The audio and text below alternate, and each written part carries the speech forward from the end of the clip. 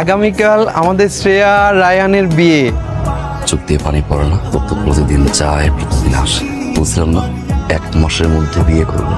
Now you see me, ওর সামনে আমি সংসার করবো, তাকাই তাকাই দেখবি। তুই এখানে, এদিকে শ্রেয়া পালাই গেছে, ওর মা বাবাকে খুঁজে পাওয়া যাচ্ছে না। আমি তো অনেক খারাপ চিটার আমি, তুই তো খুব ভালো মানুষ, তোর কোনে পালাইছে কেন? একটা গেছে 5টা খুঁজে বের করবো, তারপর তো মতো চিটারে দেখবো না আমি। ঘাটটার আমি বাদ দে।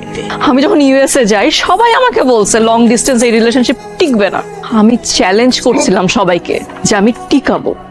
ইউএস একটা নতুন কান্ট্রি, একটা নতুন কালচার, ওখানে আমার জন্য যে জবটা আমি নিছিলাম ইট ওয়াজন্ট ইজি।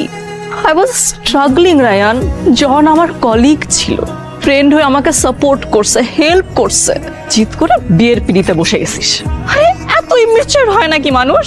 করে না পালাইলে তো সত্যি সত্যি বিয়ে করে ফেলতো। হ্যাঁ, বিয়ে করতাম আমি। একটা পালাইলে 5টা খুঁজে বের করতাম, তাও বিয়ে করতাম। আমি চিটার হইলে জনের সাথেও প্রেম করতাম, জনকে রেখে আরো 10টা ধরতাম। হ্যাঁ, ধরস নাই ঠিকই। ইউ রিয়েলি থিংক এটা আমার boyfriend? Yeah what? Are you like look at yourself, look at me. কোন অ্যাঙ্গেলেও আমার বয়ফ্রেন্ড হয়? ব্রেন কই তোর? একটা মানুষকে ধরে এনে আমি বলছি এটা আমার বয়ফ্রেন্ড, বিশ্বাস করছিস? আরে এতদিন ধরে যে আমি তোকে বলতেছি যে জনের সাথে আমার কিচ্ছু নাই, কিচ্ছু নাই, ওটা তো বিশ্বাস করলি না? তোর বিয়ের নিউজ শুনে আমি থাকতে পারি না রায়ান। আমি ভাবছিলাম আমি তোর সামনে এসে দাঁড়াইলে তুই আমাকে জড়ায় ধরবি। I love you. তুই পারলো, আমি তোকে ছাড়া অন্য কাউকে ভালোবাসতে পারবো না। আমি আর ইগনোর করবি? প্রশ্ন না করলে তাহলে না করলি কেন? বিয়ে করবি এখন? রাজি?